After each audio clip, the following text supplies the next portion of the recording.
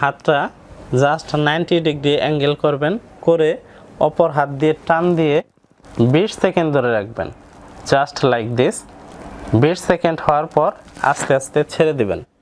এইভাবে পরপর 5 বার করবেন, অর্থাৎ 5 রিপিটেশন করবেন। দিনে সকালে, দুপুরে, রাতে 3 টাইমস করবেন। এক্সারসাইজ নাম্বার 2, এরকম একটি তোয়ালে বা গামছা রোল করে নিয়ে যে কাঁধের জয়েন্টে ব্যথা সেই কাঁধের জয়েন্টে দিয়ে এভাবে চাপ দেওয়ার চেষ্টা করবেন।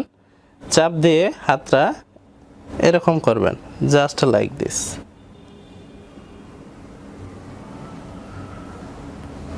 এক্সারসাইজ নাম্বার 3, যে কাঁধের জয়েন্টে ব্যথা থাকবে সেই কাঁধের যে এখানের যে মাংসপেশিতে এইভাবে ধরবেন, ধরে জাস্ট লাইক দিস এরকম করবেন।